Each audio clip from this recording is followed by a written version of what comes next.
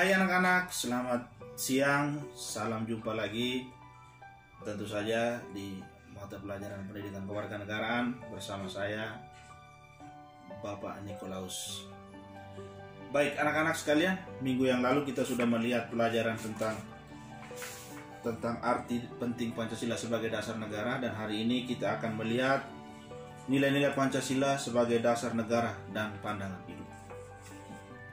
Pancasila seperti yang saya sudah jelaskan beberapa minggu yang lalu sebagai pandangan hidup, sebagai ideologi bangsa, dan hari ini kita akan melihat nilai-nilai Pancasila sebagai pandangan hidup. Yang pertama, nilai Pancasila dari sila yang pertama, yaitu sila ketuhanan yang Maha Esa. Di situ dikatakan bahwa nilai ketuhanan yang Maha Esa mengandung pengakuan atas keberadaan Tuhan sebagai pencipta alam semesta.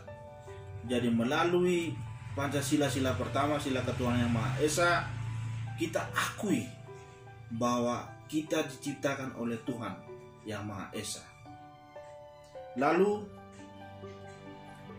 karena kita diciptakan oleh Tuhan yang Maha Esa, maka kita semua yang mengakui Pancasila itu ada, kita disebut sebagai manusia yang beriman karena kita akui bahwa kita diciptakan oleh Tuhan. Yang berikut, karena Tuhan menciptakan kita, maka satu hal yang harus kita tahu, yang wajib kita taati adalah menjalankan apa yang diperintahkannya dan juga menjauhi apa yang dilarang. Jadi penghayatan dari sila yang pertama yaitu bahwa kita semua umat manusia diciptakan oleh Tuhan yang Maha Esa. Karena Tuhan itu menciptakan kita, maka kita yang diciptakannya wajib beriman kepada Dia yang menciptakan kita. Dan konsekuensi dari kita mengakui dan mengimani Tuhan itu adalah kita wajib untuk mendengarkan dan menjalankan apa yang diperintahkan oleh Tuhan, serta menjauhi apa yang dilarang oleh Tuhan.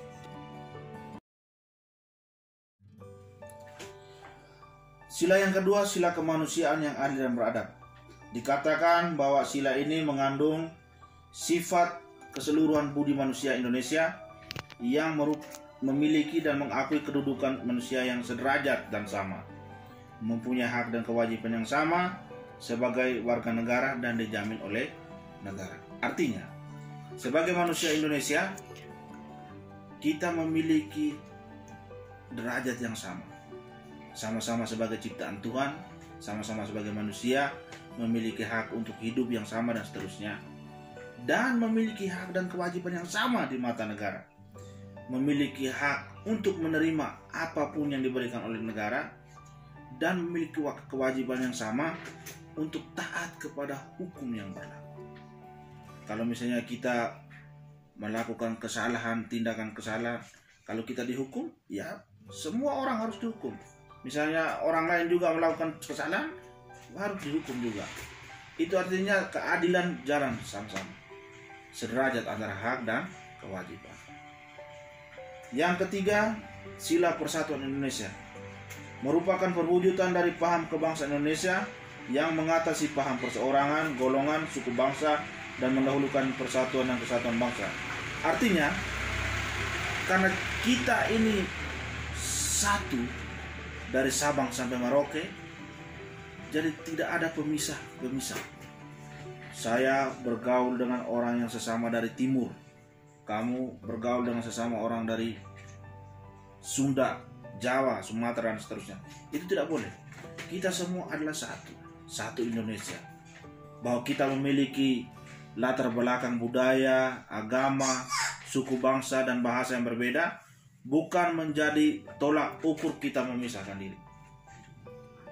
Kita memiliki kebudayaan dan lain-lain dari berbeda supaya apa? Supaya kita dilihat beraneka ragam.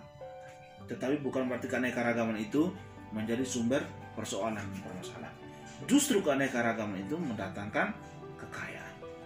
Kita menjadi satu karena dari yang beraneka ragam.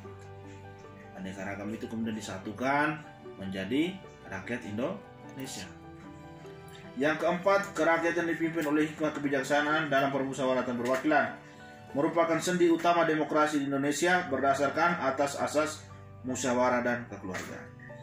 Jadi karena kita ini dari latar belakang yang berbeda, banyak aneka-ragaman, maka untuk memutuskan suatu persoalan, untuk memutuskan satu solusi atas suatu persoalan, kita punya paham, yaitu bermusyawarah untuk mencapai satu kemufakatan atau satu solusi. Karena kalau tidak, masing-masing egois, maka solusi tidak akan muncul. Mufakat itu tidak akan hadir karena kita tidak pernah bermusyawarah.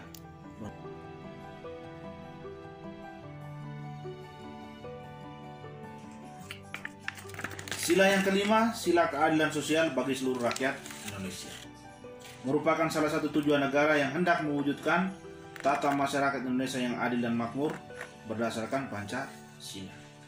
Jadi keadilan sosial, adil, merata.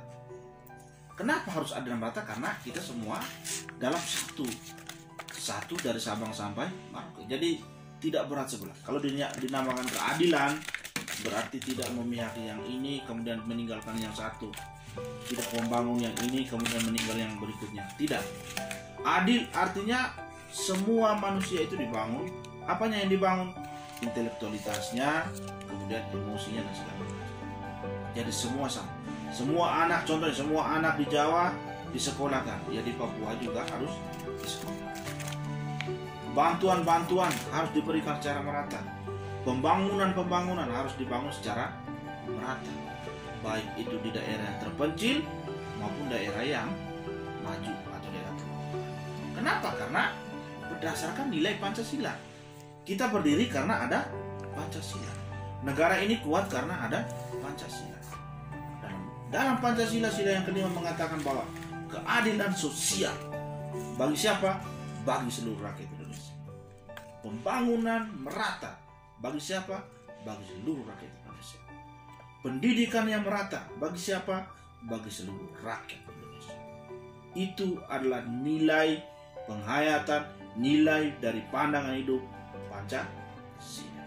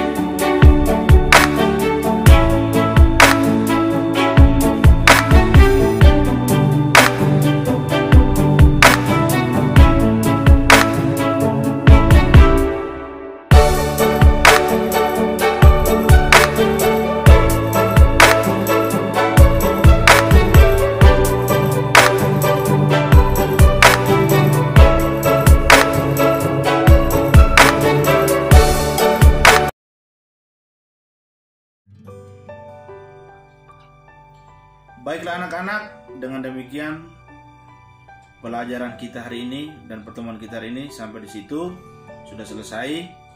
Kita akan bertemu lagi pada pelajaran berikutnya. Bapak hanya menghimbau agar tetap jaga kesehatan sehingga kita bisa ketemu lagi dan beraktivitas bersama lagi di sekolah yang kita cintai. Sampai jumpa lagi pada pertemuan minggu berikutnya. Salam.